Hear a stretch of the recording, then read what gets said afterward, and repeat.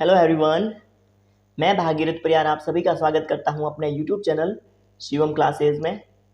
तो आपको पता ही है कि हम साइंस वाली सीरीज़ कर रहे थे और साइंस और मैथ के साथ साथ में मैंने अभी सोचा है कि अभी खूब सारे एग्ज़ाम आ रहे हैं, तो जैसे कि अग्निवीर वाला चल रहा है आर्मी के लिए और डिफेंस के लिए जो भी चल रहे हैं, उसके साथ में साइंस साइंस एंड टेक्नोलॉजी से करंट अफेयर है वो खूब सारे क्वेश्चन पूछे जाते हैं। जैसे कि आईआईटी ने कौन सी खोज की है, या फिर इसरो के प्रोग्राम, डीआरडीओ के जो भी प्रोग्राम होते हैं, मतलब डिफेंस से संबंधित, डिफेंस में जो भी प्रोग्राम होते हैं, तो वो सारे एग्ज़ाम में पूछे ही जाते हैं हमेशा। ठीक है ना। तो मैंने सोचा है क्यों ना इस पे कुछ वीडियो बना दिया जाए, ताकि आपका भी कुछ अच्छा हो जाए, और क्या पता जो मैं बता दूं और वो क्वेश्चन आपके आ जाए। सो मैं पूरी कोशिश करूंगा कि इसमें मैंने जो भी इम्पोर्टेंट क्वेश्चन थे वो बना, इसको मैं इस वीडियो को मैं 3 पार्ट में लेके आऊँगा। साइंस और डिफेंस के टोटल 3 पार्ट आएंगे इस वीडियो के, ताकि मैं लगभग 30-30 मिनट के वीडियो लूँ। ओके, चलो विदाउट वेस्ट एनी टाइम आज का ये सेशन शुरू करते हैं, और इस वीडियो को आपको लास्ट तक देखना है, ठीक है ना। और अगर आप मेरे चैनल पर फर्स्ट टाइम आए हो तो इसको सब्सक्राइब जरूर कर देना, और जितना भी पॉसिबल हो सके तो इसको शेयर भी कर देना, ताकि बस मेरा जो एफर्ट है वो सब लोगों तक पहुंच जाए। बस यही मेरे अंदर इच्छा है। चलो आज का सेशन शुरू करते हैं। कुछ मैंने ज़्यादा ही बोल दिया हमेशा की तरह। चलो,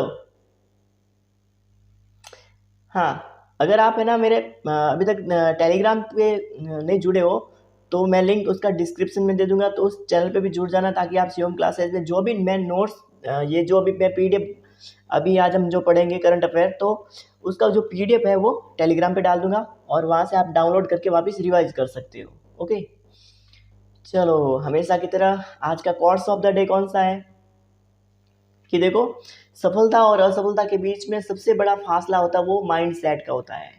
हम जो माइंड में सोच लेते हैं कि इसमें मेरा नहीं होगा, इसमें मैं सक्सेस नहीं हो पाऊंगा, तो आप रियली में नहीं हो पाओगे। और अगर आपने डिसाइड कर लिया और पूरा डिटरमाइंड हो गए उस टारगेट को पाने के लिए, तो आप जरूर सक्सेस होंगे। ठीक है। तो सबसे बड़ा खेल किसका होता है? माइंड सेट का। सबसे बड़ा खेल किसका होता है? माइंड सेट का। ओके, बस इसी विचार के साथ में आपको यही रखना है कि मुझे सफल होना है और मैं सफल होके रहूँगा। ओके, चलो शुरू करते हैं। पहला क्वेश्चन है कि कौन सा सुपर कंप्यूटर दुनिया का सबसे तेज सुपर कंप्यूटर बन गया है अभी 2022 का। ये मैं लेटेस्ट, ये है वो जून 2022 तक का है लेटेस्ट वीडियो। ओके, तो अभी लेटेस्ट में कौन सा बना है? इससे पहले आपको पता है फुगाकू था जापान वाला, लेकिन अभी कौन सा बना है? ऑप्शन में परम सिद्धि, फ्रंटियर, फुगाकू या फिर सिमॉर्ग। कौन सा ऑप्शन सही होगा? तो इसका राइट आंसर है फ्रंटियर। इसको किसने बनाया है? यूएसए ने बनाया है, अमेरिका ने, अमेरिका के साइंटिस्ट ने बनाया है फ्रंटियर। और फुगाकू किसने बनाया था? जापान के साइंटिस्ट ने बनाया था, लेकिन ये सेकेंड नंबर पे है। परम सिद्धि आपको पता ही होगा, ये इंडिया का सबसे फास्ट सुपर कंप्यूटर है, लेकिन इसकी जो अभी जो वर्ल्ड की टॉप 500 में से जो रैंकिंग आई है वो है 63 पे।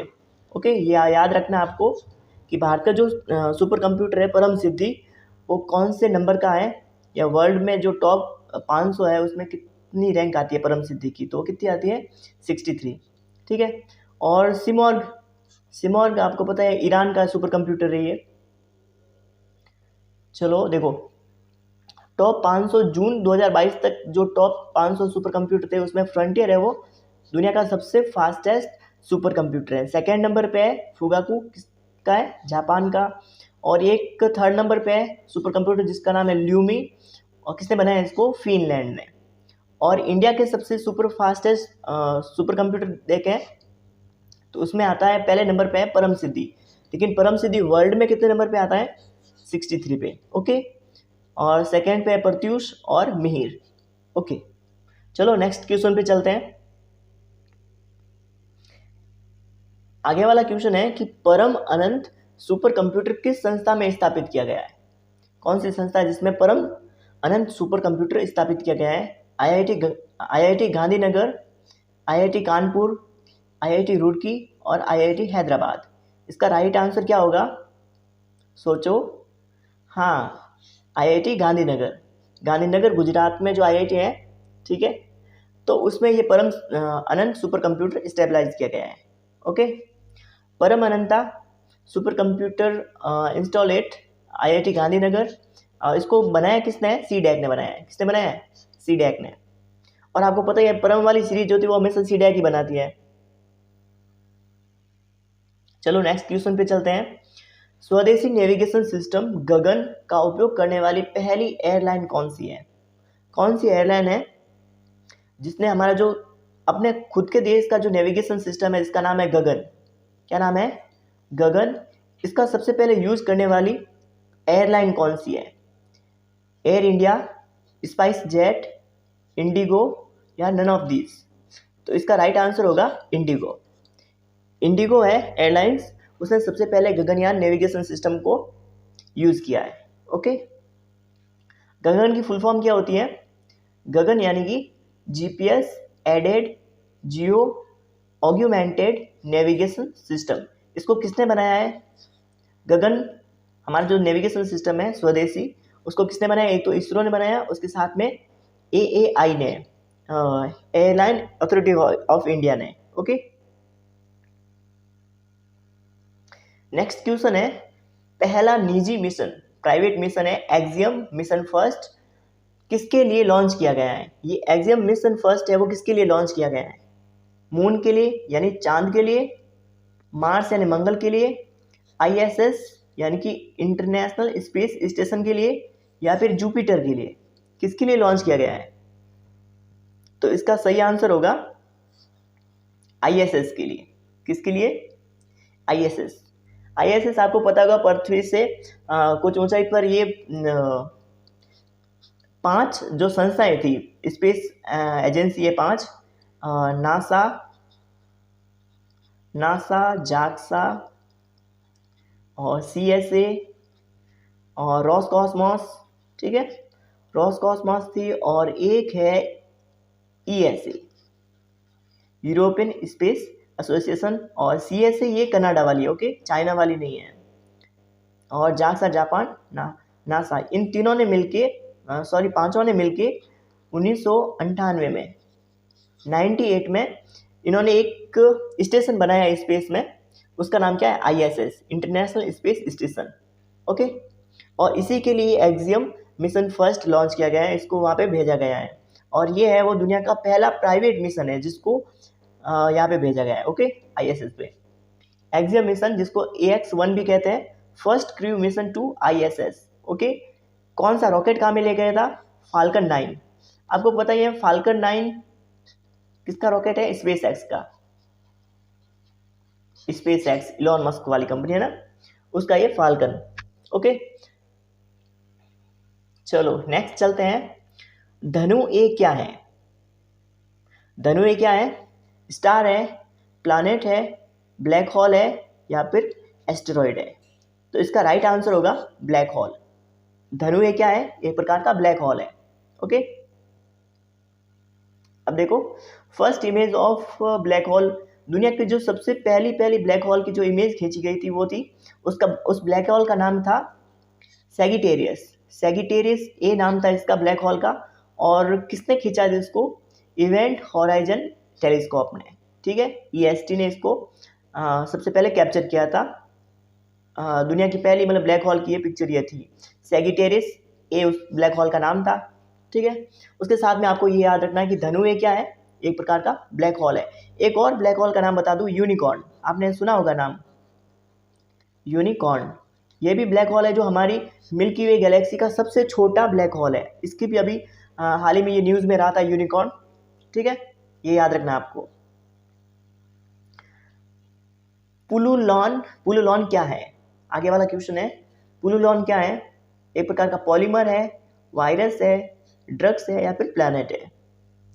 तो इसका राइट आंसर क्या होगा? सोचो शाबाश, ये है पॉलीमर। एक प्रकार का पॉलीमर है जो छोटी पॉलीमर का मतलब होता है छोटे छोटे मर का मतलब होता है छोटे छोटे अणु।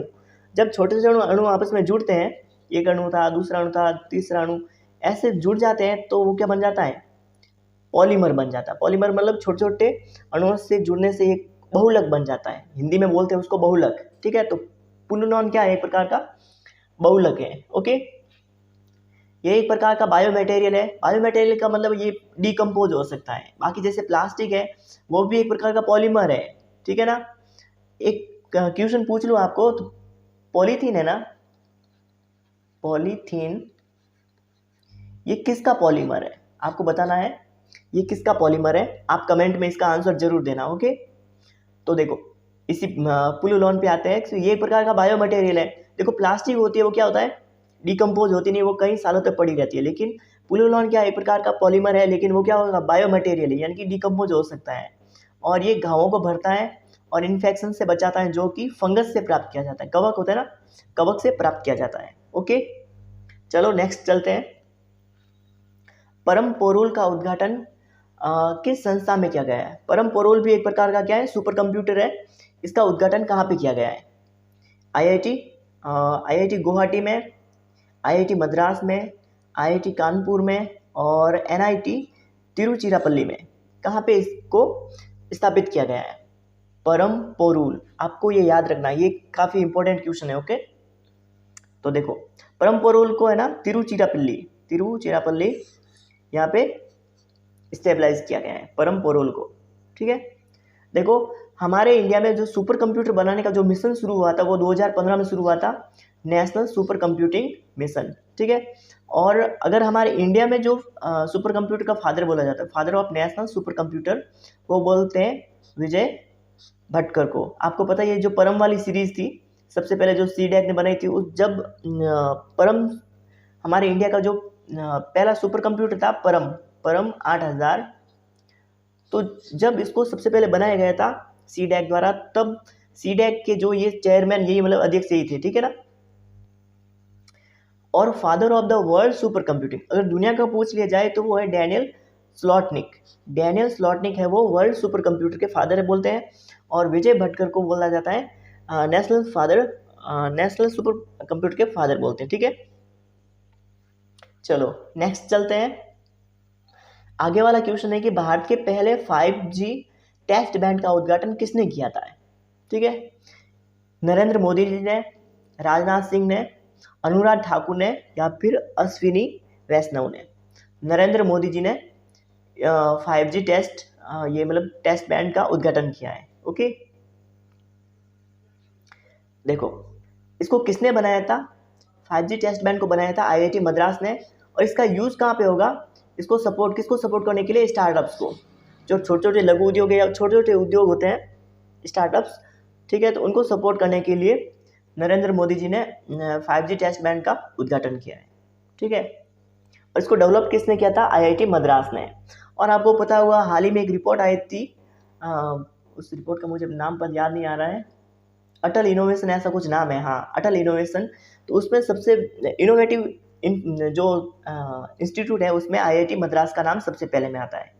ओके, भारत का पहला शुक्र मिशन का नाम क्या है, जो वीनस के लिए इंडिया का सबसे पहला प्रोग्राम जाएगा उसका नाम क्या है, ल्यूसी, शुक्रयान, वीनसयान या फिर निसार। इसका राइट आंसर क्या होगा, देखो शुक्र मिशन के भारत है वो शुक्र ग्रह के लिए जो मिशन लॉन्च कर रहा है उसका नाम है शुक्रयान। ठीक है, तो देखो उसका नाम तो शुक्रयान है, आपको याद रखना है। इसको 2024 में भारत है वो इसको 2024 में इसको लॉन्च करेगा। ठीक है, ल्यूसी वाला ऑप्शन देख लेते हैं। ल्यूसी है वो नासा द्वारा, ये नासा का प्रोग्राम है।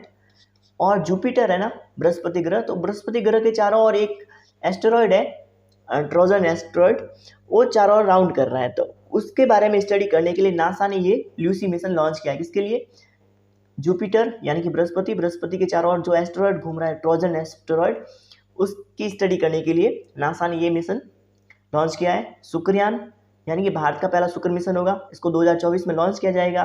वीनसयान है नहीं। और निसार, आपको कमेंट बॉक्स में आंसर देना है कि निसार क्या है। निसार है, मैं बता दूं, दो स्पेस एजेंसी के बीच में एक ये है कंबाइंड वाला प्रोग्राम है, और ये रेडियो बैंड के आधार पर रडार होगा। ठीक है, लेकिन वो आपको बताना है, कमेंट में करना है कि कौन कौन सी स्पेस एजेंसी के बीच में, निसार। ओके, वैसे आपको इसमें नाम से ही पता चल जाएगा, लेकिन आपको कमेंट में इसका आंसर जरूर देना है। ओके, शुक्रयान ये भारत का फर्स्ट वीनस मिशन होगा, इसरो द्वारा लॉन्च किया जाएगा 2024 में। ठीक है, वैसे नासा और ईएसए यानी यूरोपियन स्पेस एजेंसी है, वो भी शुक्र ग्रह के लिए मतलब मिशन लॉन्च करेगी, लेकिन वो नासा है वो एक 2028 में और एक 2030 में लॉन्च करेगी।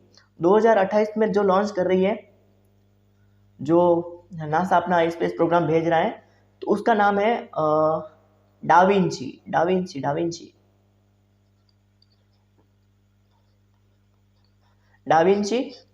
और 2030 में जो भेज रही है उसका नाम है वर्मिस।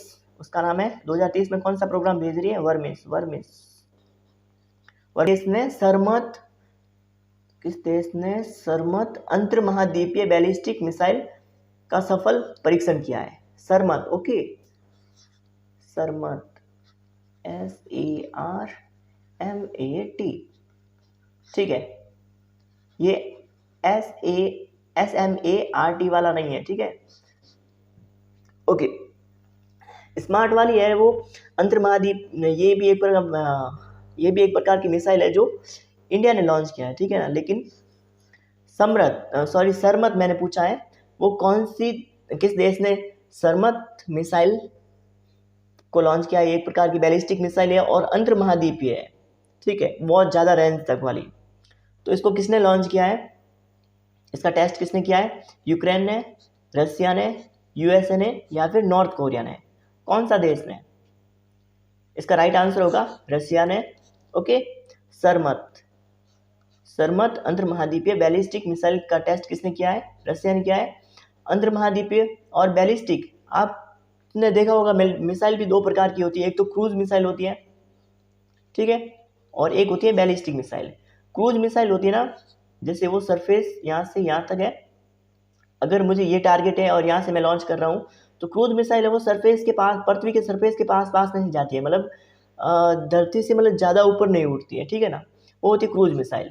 लेकिन जो बैलिस्टिक मिसाइल होती है ना, बैलिस्टिक मिसाइल क्या करती है, जब इसको लॉन्च किया जाता है तो वो पहले ऊपर जाती है, ऊपर जाने के बाद में बहुत ज़्यादा वो मैक्सिमम दूरी तक जाने के बाद में ग्रेविटी वाला फोर्स ग्रहण कर लेती है और बहुत ज़्यादा स्पीड से वो टारगेट पे आती है, बैलिस्टिक मिसाइल। तो एक प्रकार की क्या है, सरमत है वो बैलिस्टिक मिसाइल है, और इसको किसने लॉन्च किया है, टेस्ट किसने किया है, इसका रसिया ने किया है।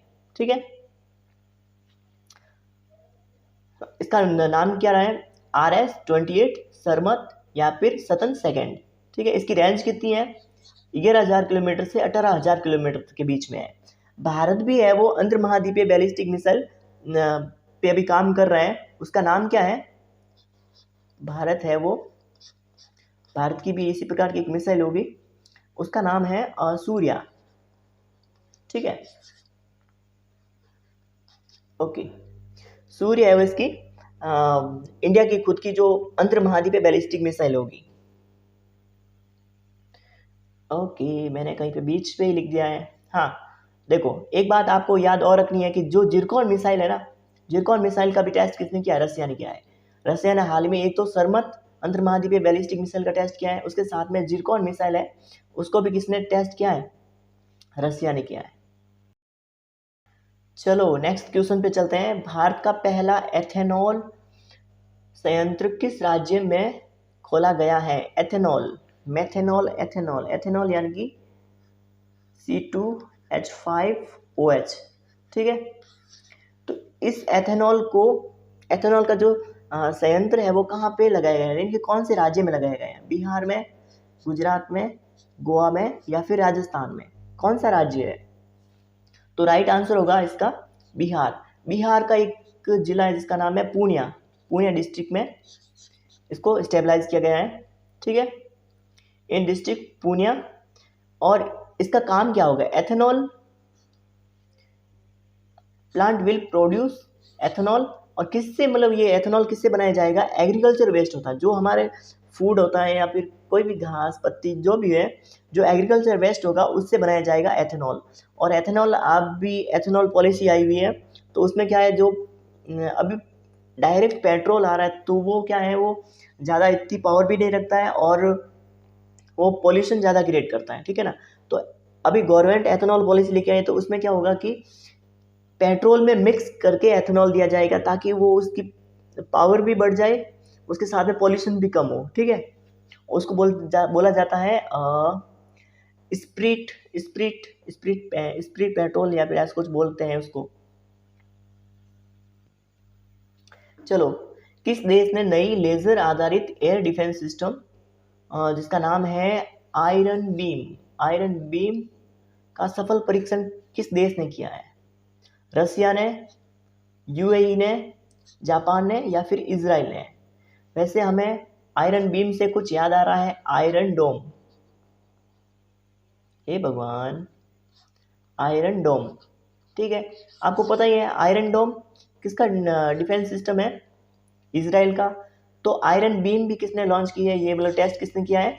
इजराइल ने किया है, ठीक है। इसमें क्या होगा, जैसे देखो आपको पता ही है कि ये इजराइल कंट्री है, ठीक है, इजराइल देश है। इसके ऊपर से यहाँ पे मतलब हर जगह जगह पे मतलब इन्होंने आयरन डोम लगाए हुए हैं, ठीक है। मतलब मिसाइल पहले से तैयार करके रखी हुई है और रडार से कनेक्टेड है। तब क्या है, अगर कोई भी देश इजराइल पे अटैक करता है, मिसाइल कोई आकाश में ऊपर से आ रही है, तो ये आयरन डोम एक्टिवेट हो जाता है और अपनी मिसाइल है वो लॉन्च कर देते हैं। लॉन्च करने के बाद में जो ऊपर से जो मिसाइल आ रही थी उसी को हवा में ही डिस्ट्रॉय कर दिया जाता है, ठीक है। ये तो अभी इजराइल को लग रहा है ये पुरानी टेक्निक हो गई। अब हम क्या कर रहे हैं, अब हम मिसाइल लॉन्च नहीं करेंगे, अब हम एक नई टेक्निक यूज लेंगे, आयरन बीम यानी कि लेजर बीम। लेजर किरणों से क्या कर रहे हैं, ये ऊपर से ही मिसाइल को डिस्ट्रॉय कर रहे हैं, ठीक है। तो इस आयरन बीम किसने लॉन्च किया है, ये इनके टेस्ट किसने किया है? इजराइल ने किया है। उसके साथ में थोड़े दिन पहले सी डोम, ये नाम भी आपने सुना होगा, ये भी इसका भी टेस्ट किसने किया है? इजराइल ने। सी यानी समुंदर, यानी कि जो आयरन डोम था, यानी कि वो जमीन से था, जमीन पे जो मिसाइल वाला सिस्टम लगाया हुआ था और ऊपर से वो लॉन्च किया जाता था, ठीक है, ऐसे। अब सी डोम है वो उधर समुद्र से भी इसको डिफेंड किया जा रहा है, ठीक है। तो इसका भी टेस्ट किसने किया था? इजराइल ने किया था। ये देखो बताया हुआ मैंने, पिक्चर डाली हुई है कि यहाँ पे जो आयरन बीम लगाए हुए हैं, ठीक है, और ऊपर से कोई मिसाइल आ रही है तो ये लेजर किरणों से इसको नष्ट कर देगी, ठीक है। आयरन बीम किस पे आधारित है? लेजर बेस्ड मिसाइल सिस्टम, ठीक है। लेजर की फुल फॉर्म क्या होती है? Light amplification stimulating emitting radiation, है ना। तो ये फुल फॉर्म भी आपको याद रखना है, light emitting stimulating emitting radiation, ठीक है। ये भी कई बार पूछा जाता है। चलो नेक्स्ट क्वेश्चन पे चलते हैं। इसरो ने किस मिशन के लिए मानव रेटेड ठोस रॉकेट बूस्टर SH-200 का परीक्षण किया है? ठीक है, ये रॉकेट बूस्टर है और रॉकेट में लगाया जाएगा। मैं बता दूं वो रॉकेट कौन सा है, GSLV MK3। आपने नाम सुना होगा इसका, तो GSLV MK3 बाहुबली, है ना। तो इसको बाहुबली रॉकेट भी कहते हैं। तो इस रॉकेट में ये मानव रेटेड ठोस रॉकेट बूस्टर लगाया जाएगा, 2 बूस्टर लगाए जाएंगे इस रॉकेट में। तो ये है कौन से प्रोग्राम के लिए तैयारी हो रही है?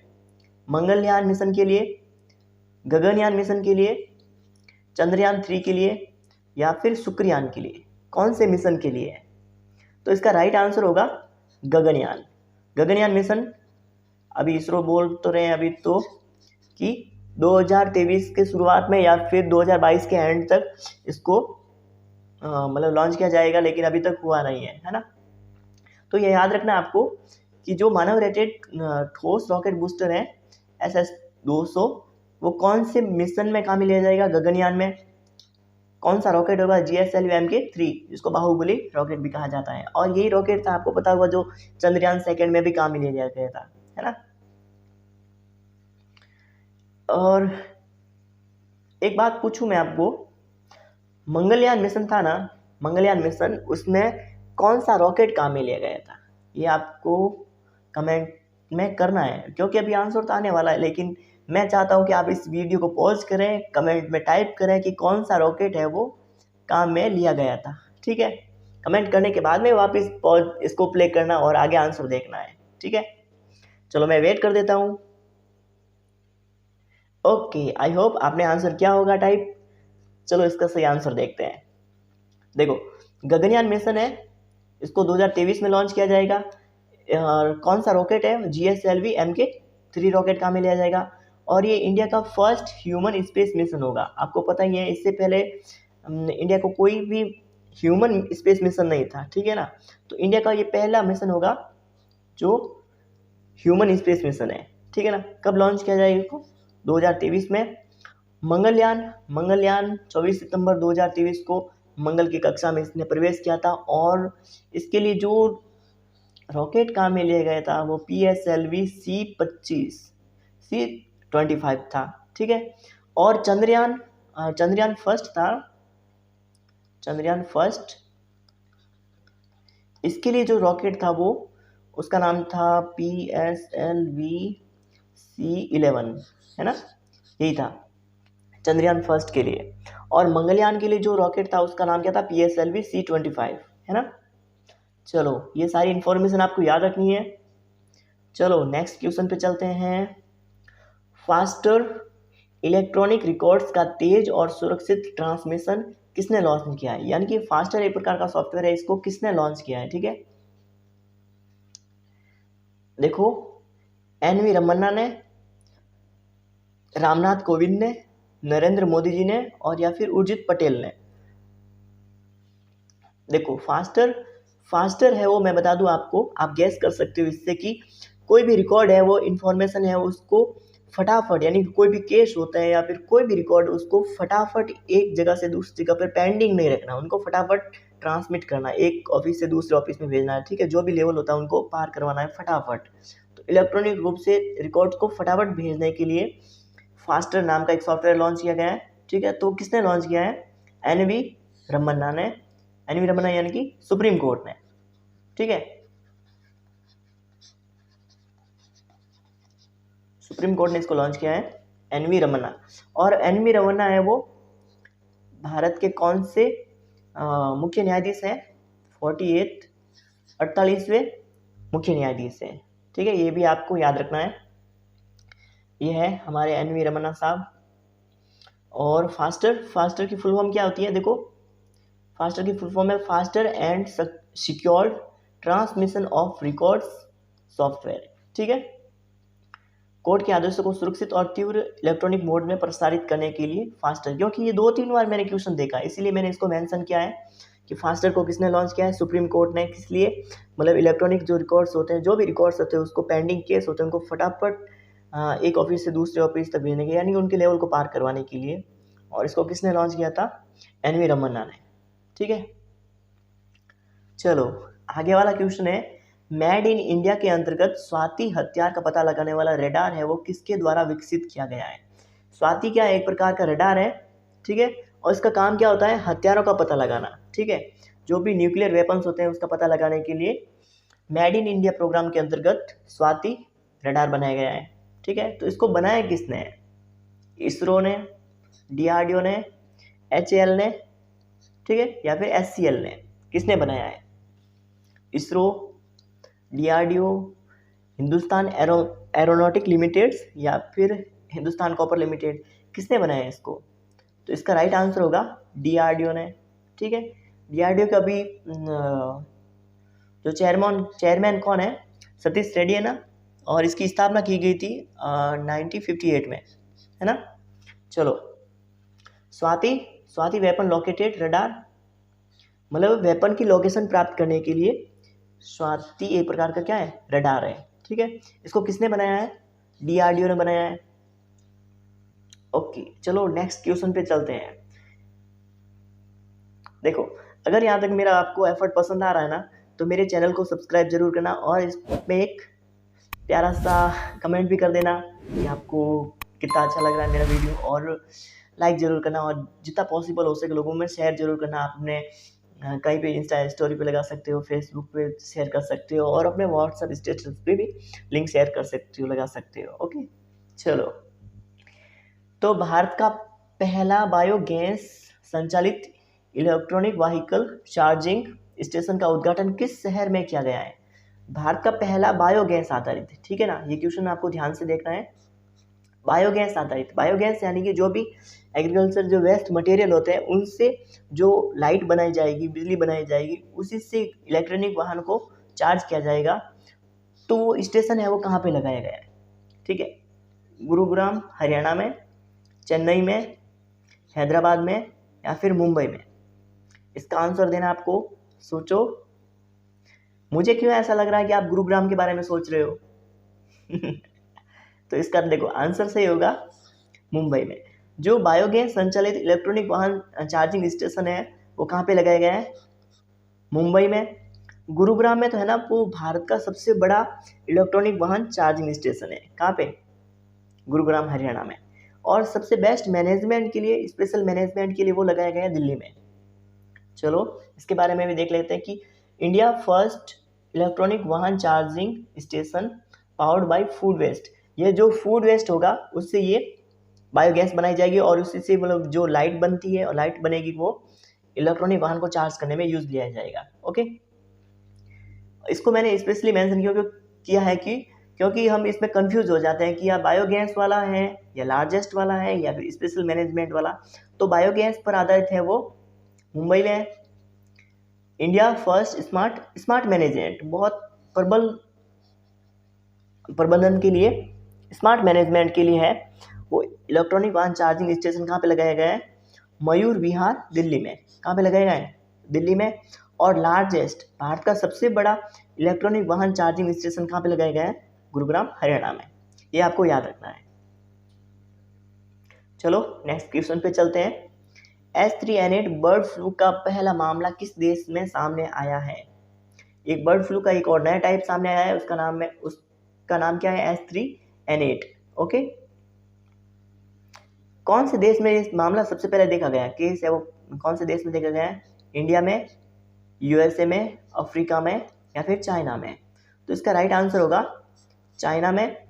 ठीक है, और बर्ड फ्लू होता है आपको पता ही है, बर्ड फ्लू H5N1 है ना।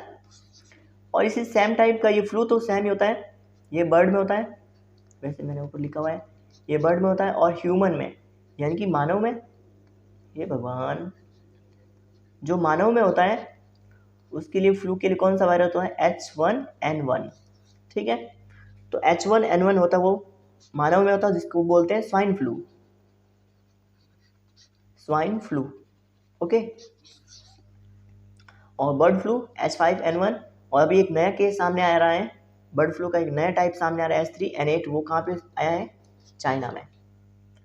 चलो, बर्ड फ्लू को क्या बोलते हैं? एवियन फ्लू भी बोला जाता है H5N1 द्वारा, और स्वाइन फ्लू होता है वो H1N1 जो होता है ह्यूमन में। चलो नेक्स्ट क्वेश्चन पे चलते हैं। एरोस्पेस इंजीनियरिंग और डिजिटल इनोवेशन सेंटर किसने लॉन्च किया है? ये क्वेश्चन भी आप स्टार लगा देना, इम्पोर्टेंट है। Okay, aerospace engineering and digital innovation centre किसने लॉन्च किया है? रोल्स रॉयस ने, इन्फोसिस ने, बोथ ए एंड बी यानी इन दोनों ने, या नन ऑफ दी, इनमें से कोई नहीं? तो इसका राइट आंसर होगा बोथ ऑफ, यानी कि रोल्स रॉयस और इन्फोसिस, इन दोनों कंपनियों ने मिलकर एरोस्पेस इंजीनियरिंग और डिजिटल इनोवेशन सेंटर लॉन्च किया है। ठीक है, इन्फोसिस है वो हैदराबाद नहीं सॉरी बेंगलुरु की एक स्टार्टअप है। ठीक है, और रोल्स रॉयल आपको पता ही है ऑटोमोबाइल कंपनी है, यूके की, यूनाइटेड किंगडम की है। तो इन दोनों ने मिलकर aerospace engineering digital innovation centre है वो लॉन्च किया है। ठीक है, aerospace engineering and digital innovation centre launch in Bangalore. ठीक है, और इन्फोसिस भी एक कहाँ का स्टार्टअप है, आईटी कंपनी है, कहाँ की है? बेंगलुरु की है। चलो नेक्स्ट क्वेश्चन पे चलते हैं। नेपच्यून मिसाइल सिस्टम है वो किस देश से संबंधित है? हाँ, ये क्वेश्चन इंपॉर्टेंट है आपके लिए क्योंकि ये हाल ही में काफ़ी न्यूज़ में है। ठीक है ना, नेपच्यून मिसाइल सिस्टम कौन से देश का डिफेंस सिस्टम है? रसिया का, फ्रांस का, इंडिया का या फिर यूक्रेन का? अभी आपको पता है यूक्रेन और इन दोनों के बीच में जो युद्ध चल रहा है, वॉर चल रहा है, तो यूक्रेन का ये सिस्टम है नेपच्यून मिसाइल सिस्टम, ठीक है ना। और ये किस टाइप का है? ये होता है जो एंटी शिप मतलब जहाज को नेस्ट करने के लिए, ठीक है ना। तो वो मिसाइल सिस्टम है, कहाँ का है? यूक्रेन का। ये आपको याद रखना है कि नेपच्यून मिसाइल सिस्टम कहाँ का है? यूक्रेन का है। अभी रसिया और इनके बीच में युद्ध चल रहा है, रसिया और इनके बीच में, तो इसने काफ़ी, ये नेपच्यून मिसाइल सिस्टम है, उसने रसिया के काफ़ी सारे शिप को नष्ट किया है, ठीक है ना। तो ये काफ़ी न्यूज़ में था। एक इस प्रकार का सिस्टम है, एक तटीय anti ship cruise missile. Cruise मैंने बताया है जो पृथ्वी की सतह के पास में जो रॉकेट जाती है, मिसाइल जाती है, रॉकेट नहीं सॉरी, मिसाइल जाती है, वो एक प्रकार की क्रूज मिसाइल है। तो नेपच्यून मिसाइल सिस्टम भी किस प्रकार का एक क्रूज मिसाइल सिस्टम है। इसकी रेंज कितनी है? 300 किलोमीटर तक है।